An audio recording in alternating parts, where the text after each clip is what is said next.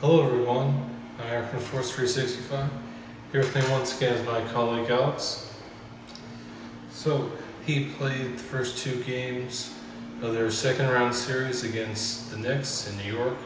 He won game one, unfortunately lost game two, so the series is tied at one game apiece, heading back to Miami for games 3 and 4. Before we go deeper into these first two games, what are your thoughts on the series so far? Yeah, I mean, I've been okay with the Heat's performance in the series so far. I mean, 1-1 after two games is acceptable. I think we're better than the Knicks, and after beating the Bucks, I kind of would have hoped that we'd have gone out to a 2-0 lead, and if we had, then it'd be very difficult for the Knicks to come back from that. But we still have a very good chance of winning the series, so I'm still confident. Yeah, I think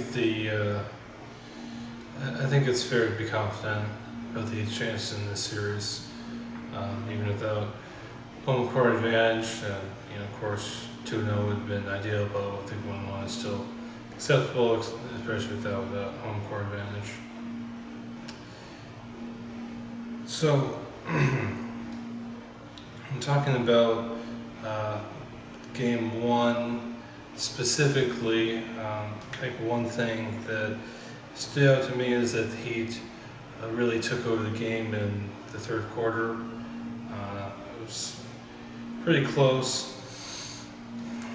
at halftime, with Heat won the third quarter by 11 points, and that's basically what translated to their win in that game. So he really stepped it up late in game one in order to take that game. So what are your thoughts on the Heat's third quarter performance in game one?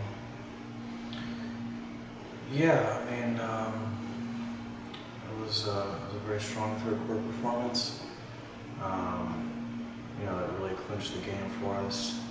It was actually really good to see us perform well in the third quarter because throughout the regular season, at least, we had kind of a habit of dropping leads in the third quarter.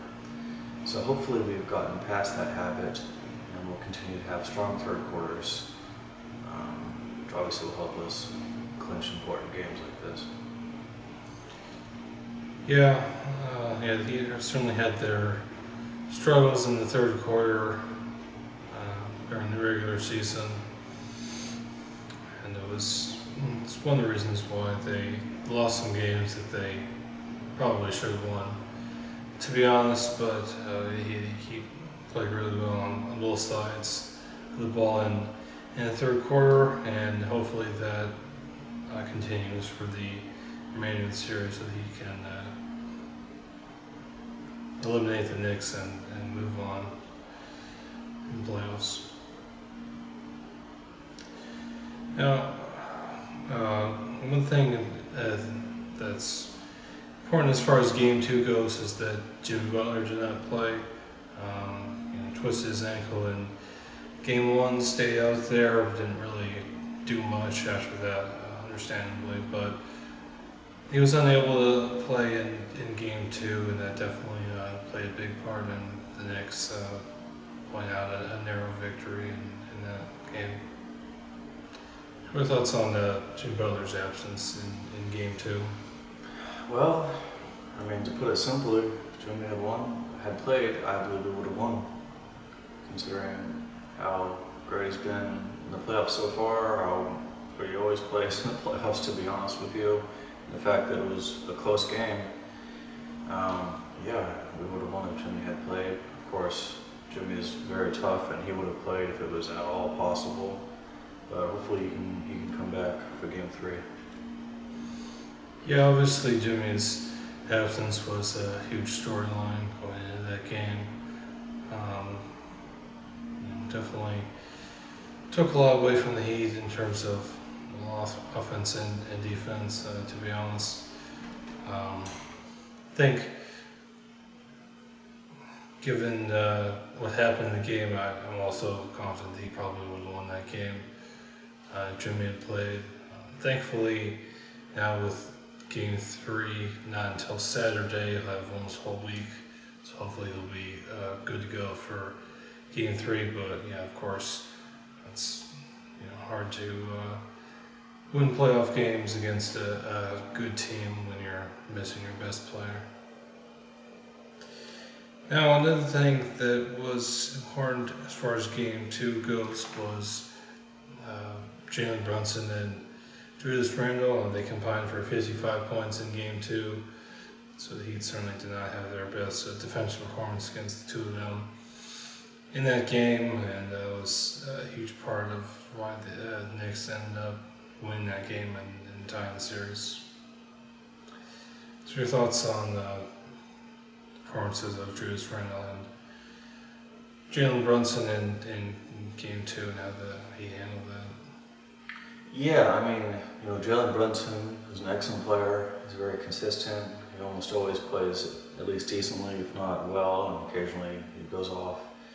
Julius Randle can be pretty inconsistent, but the Knicks are, they're a tough team to beat when both Julius Randle and Jalen Brunson are playing well, especially when we weren't anywhere near as strong as it would have been defensively because we were missing Jimmy. So that made it a very difficult game for us to win, and we still came pretty close, but we did end up losing, obviously. Yeah, I think the Heat will definitely have to tighten up defensively against the two of them. Of course, having Jimmy Butler back will help with that. I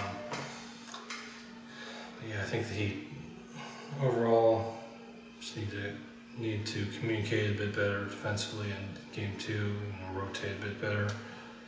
And hopefully they do just that in Game 2 and in Game 3. And of course, having Jimmy Butler back will also help quite a bit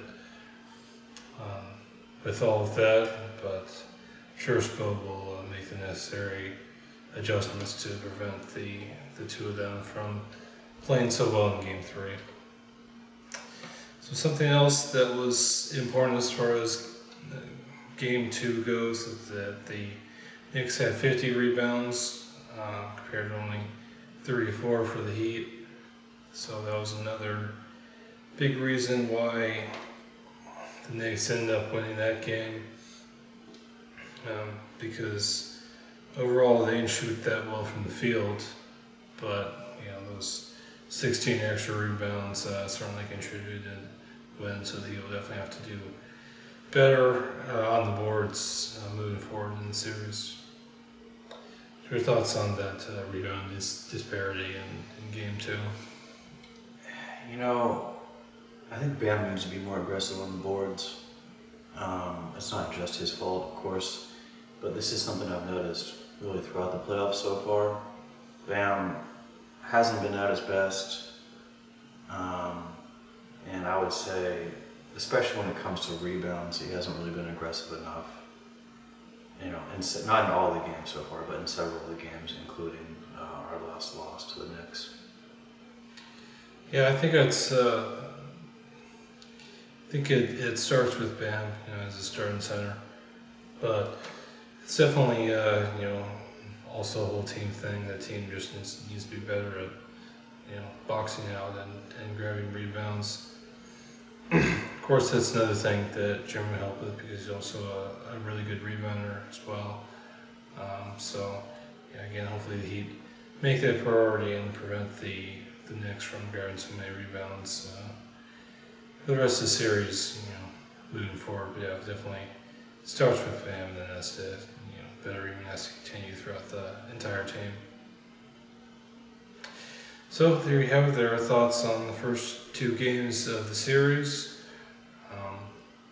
It's 1-1 so far, but I feel confident that he will be able to protect home court in games 3 and 4 and really take back control of the series and take a big step toward advancing to the next round. Yep.